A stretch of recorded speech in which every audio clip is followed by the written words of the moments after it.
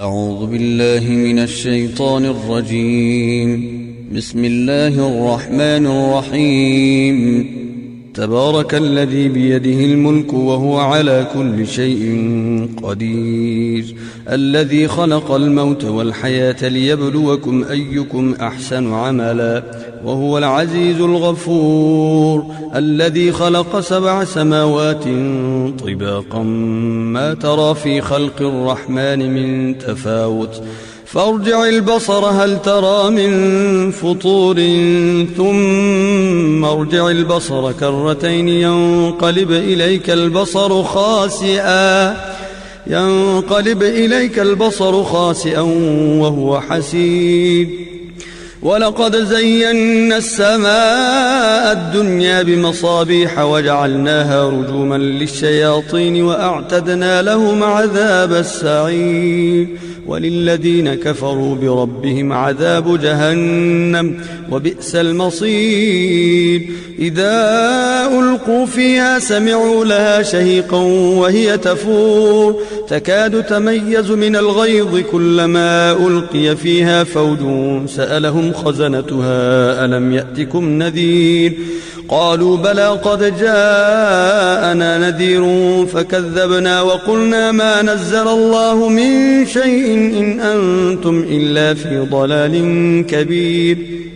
وقالوا لو كنا نسمع أو نعقل ما كنا في أصحاب السعير، فاعترفوا بذنبهم فسحقا لأصحاب السعير. إن الذين يخشون ربهم بالغيب لهم مغفرة وأجر كبير. وأسروا قولكم أو اجهروا به إنه عليم بذات الصدور. ألا يعلم من خلق وهو اللطيف الخبير.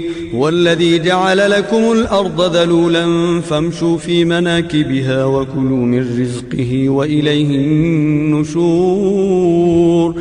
أأمنتم من في السماء أن يخسف بكم الأرض فإذا هي تمور، أم أمنتم من في السماء أن يرسل عليكم حاصبا، فستعلمون كيف نذير. ولقد كذب الذين من قبلهم فكيف كان نكير. أولم يروا إلى الطير فوقهم صافات ويقبضن ما يمسكهن إلا الرحمن إنه بكل شيء بصير. أمن هذا الذي هو جند لكم ينصركم من دون الرحمن إن الكافرون إلا في غرور. أمن هذا الذي يرزقكم إن أمسك رزقه بل لجوا في عتو ونفور. أفمن يمشي مكبا على وجهه أهدى أمن يمشي سويا على صراط مستقيم. قل هو الذي أنشأكم وجعل لكم السمع والأبصار والأفئدة قليلا ما تشكرون. قل هو الذي ذرأكم في الأرض وإليه تحشرون. ويقولون متى هذا الوعد إن كنتم صادقين. قل إنما العلم عند الله وإنما أنا نذير مبين. فلما رأوه زلفة سيئت وجوه الذين كفروا وقيل هذا الذي كنتم به تدعون.